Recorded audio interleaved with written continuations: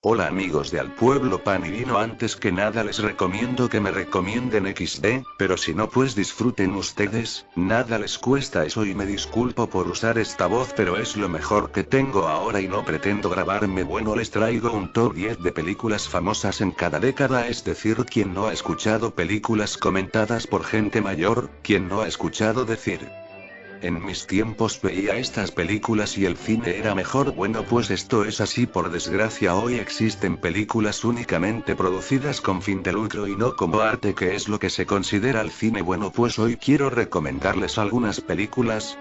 Tome en cuenta que cuando se hicieron no existían ciertos efectos de cine, pero se hace lo que se puede. Empecemos. Bueno, antes hay que saber un poco de cine y hay que preguntarse cuál fue la primera película del mundo.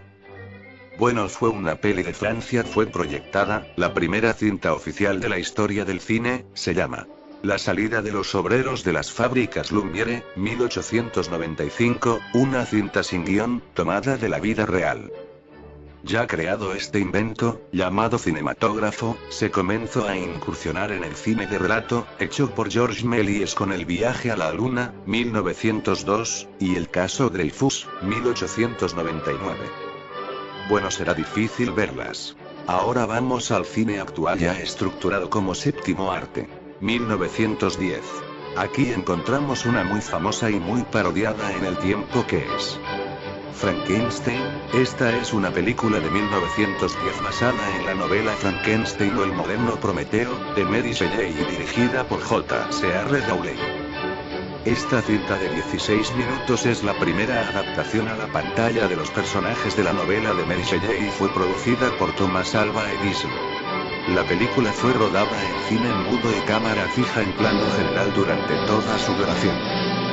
Se rodó en 3 días en los edificios Edison Studios del Bronx en Nueva York. A pesar de que Edison era su productor, no tuvo una participación activa en la película, únicamente puso su nombre. El director, J.C.R. Rowling, la escribió y dirigió para su visión en el kinetoscopio. Se estrenó el 18 de marzo de ese mismo año y fue una adaptación libre de la novela.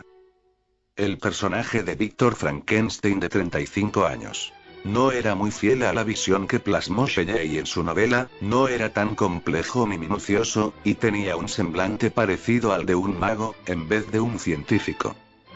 Década de 1920. De Marco Zorro, en español. La marca del zorro, es una película muda de 1920. Se basa en el cuento La maldición de Capistrano de Johnston Culley. La marca del zorro fue producida por Douglas Fairbanks Pictures Corporation, compañía perteneciente al actor Douglas Fairbanks, y estrenada por United Artists.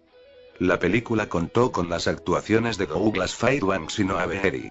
El guión fue de Fairbanks, como Elton Thomas, y Eugene Miller. Trata de la historia de un pazuato, don Diego Vega, hijo de un rico hacendado californio llamado don Alejandro.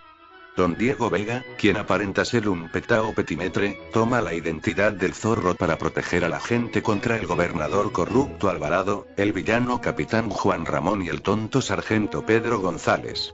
Con su espada, el zorro marca a los malvados con la letra Z. ¿Quién no ha oído su famosa marca? Bueno, se las recomiendo. Ojo, hablo de la original, no adaptaciones, así se puede ver los cambios del guión. Década de 1930. Bueno, aquí la más famosa es El hijo de Kong, una película no muy buena en efectos, pero cabe mencionar que es la primera película en la historia que tiene precuela, es decir, la película de King Kong fue la primera en tener continuación. Bueno, como cultura general recomiendo ambas. Década de 1940. Sherlock Holmes and the Voice of Terror, titulada en español La voz del terror o Sherlock Holmes y la voz del terror, 1, es una película estadounidense de 1942 dirigida por John Rawlins. Fue protagonizada por Basil Rathbone y Nigel Bruce en los papeles de Sherlock Holmes y John H. Watson, respectivamente, siendo la tercera película en la que interpretaron aquellos roles. La trama se basa libremente en el cuento Su último saludo en el escenario de Arthur Conan Doyle, así como en ciertos eventos ocurridos durante la Segunda Guerra Mundial. Trama. Una serie de transmisiones radiales, emitidas desde la Alemania nazi y dirigidas a los habitantes del Reino Unido, pretende imponer el terror entre la población, dando a conocer numerosos atentados en contra de fábricas, represas e incluso diplomáticos británicos. El Consejo de Seguridad del Reino Unido es incapaz de descubrir al responsable de la denominada voz del terror, por lo que Sir Evan Barean propone pedirle ayuda al detective privado Sherlock Holmes. Aunque la idea es resistida por Lloyd, uno de los miembros del consejo, el detective asume la tarea. Holmes se reúne con los miembros del consejo y sostiene que lo importante no es la identidad de la voz del terror, sino que sus propósitos, ya que sospecha que las transmisiones radiales son una cortina de humo para algo peor. Les dejo las tramas sin terminar pues prefiero que la vean XD. Cabe mencionar que no fue la primera pero esta película incluyó temática de la Segunda Gran Guerra cosa que prácticamente cambió al mundo. Nos seguimos. Década de 1950. Peter Pan, película de 1953. Peter Pan es una película de animación dirigida por Clyde Geronimi, Wilfred Jackson y Hamilton Luske y producida por la compañía Walt Disney. Está basada en la novela Peter Pan y Wendy de J.M. Barrie.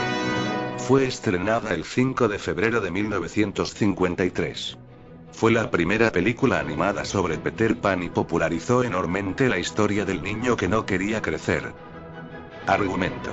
Juan y Miguel son dos hermanos que se divierten por las noches antes de dormir con las historias que Wendy, su hermana mayor, les cuenta sobre Peter Pan.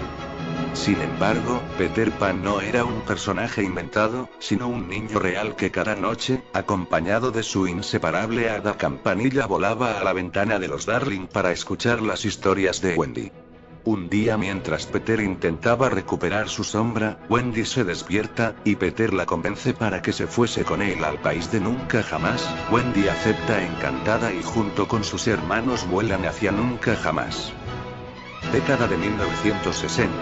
El fantasma de la ópera, película de 1962.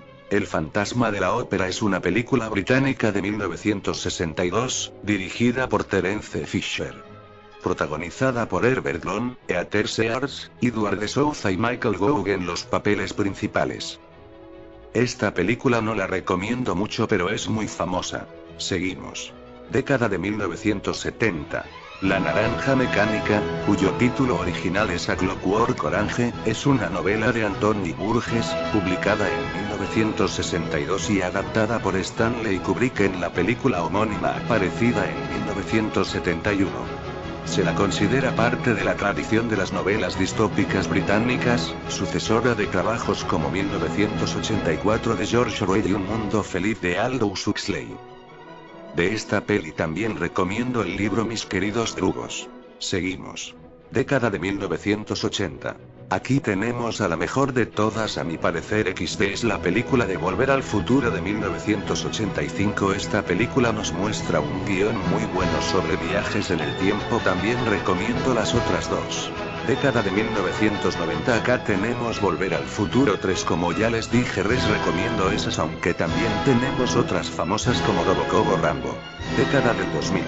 Bueno, esta casi queda a su criterio pues todos la vivimos XD pero están algunas como El Naufrago, X-Men, Batman Inicia, etc.